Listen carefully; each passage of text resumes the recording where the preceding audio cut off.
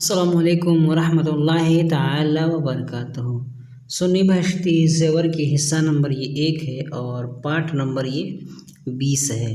यहाँ से हम पढ़ेंगे। चलिए वीडियो को शुरू करते हैं। बिस्मिल्लाहिर्रहमानिर्रहीम। यहाँ पर लिखे है कि मसला, ये ज़रूरी नहीं कि मुद्दत में हर वक्त खून जारी रहे जब भी हैज़ हो, बल्कि अगर बाज़ वक्त भी आए जब भी हैज़ है। कहने का मतलब ये है कि औरत को जो पीरियड आने के जो दिन हैं, तो ये ज़रूरी नहीं कि 24 घंटा आता रहे या फिर लगातार 3 दिन आता रहे या फिर लगातार 10 दिन आता रहे। ये कोई ज़रूरी नहीं है, कभी आए कभी ना आए, फिर कभी आए कभी ना आए, जब भी हैज है। मसला बता रहे हैं कि कम अज़ कम 9 बरस की उम्र से हैज़ शुरू होगा और इंतहाई उम्र हैज़ आने की 55 साल है। जैसे जब लड़कियां जब 9 साल की हो जाए तब से उनके पीरियड शुरू हो जाते हैं, और जब 55 साल की हो जाती है तो उनके पीरियड जो है वो ख़त्म हो जाते हैं धीरे धीरे। इस उम्र वाली औरत को आयशा और इस उम्र को सीने अयास कहते हैं।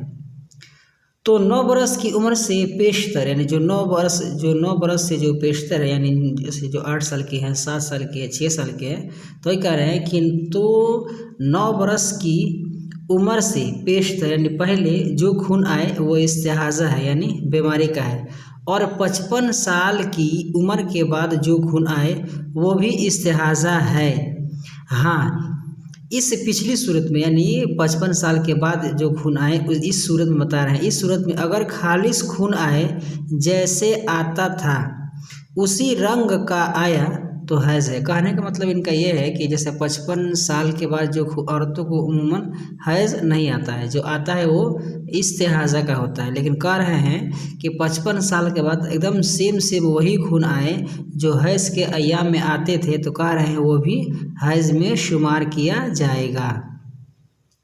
आगे मसला बता रहे हैं कि हमल वाली औरत को खून आया। हमल बोलते हैं ना जिस औरत के पेट में बच्चा हो, ठीक है, उसको हमल वाली औरत बोलते हैं।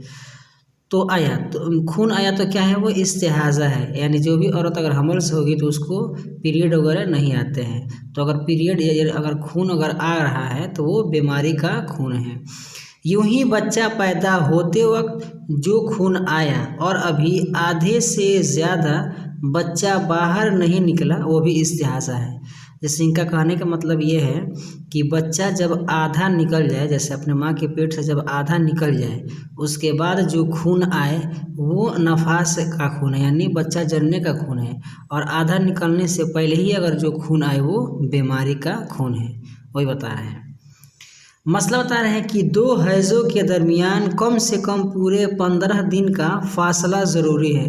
जैसे मान लीजिए इस महीने में मान लीजिए आज अगर किसी को पीरियड आ गया, अगर मान के चलिए 3 दिन में ख़त्म हो गया, तो फिर 15 दिन के बाद उसको पीरियड आएगा, जैसे महीने के खून आएगा, तब वो हैज़ का मतलब कहा जाएगा वो हैज़ है। 15 दिन की गैपिंग ज़रूरी है। वही बता रहे हैं कि 2 हैज़ों के दरमियान कम से कम पूरे 15 दिन का फासला ज़रूरी है। यूं ही हैज़ो नफास के दरमियान भी 15 दिन का फासला ज़रूरी है। जैसे मान लीजिए किसी को अगर बच्चा पैदा हो गया, ठीक, तो अगर वो जो बच्चा पैदा होने के 15 दिन के बाद अगर खून आएगा तभी वो हैज़ माना जाएगा। वो बता रहे हैं कि यूं ही हैज़ वो नफास के दरमियान, जैसे मान लीजिए नफास का जो खून आया है उसके बाद जो हैज़ आएगा तो 15 दिन का फासला इसमें भी ज़रूरी है।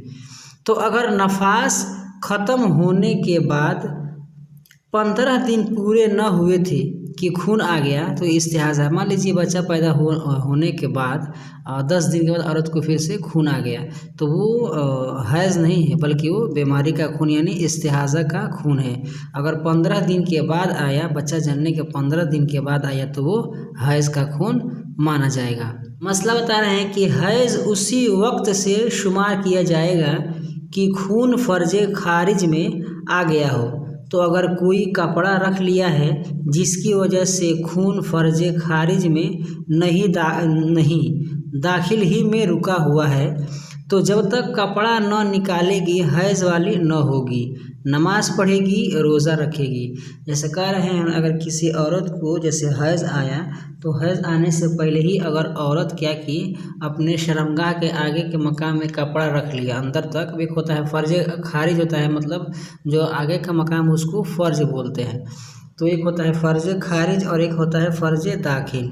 फ़र्ज खारिज ये है कि जैसे बाहरी वाला हिस्सा, जैसे ऊपर जैसे हिस्सा, ऊपर वाला हिस्सा एक, और जो फ़र्ज जो दाखिल होता है वो अंदरूनी हिस्सा, यानी शर्मगाह के आगे के मकाम की जो अंदर का जो हिस्सा है वो फ़र्ज दाखिल होता है।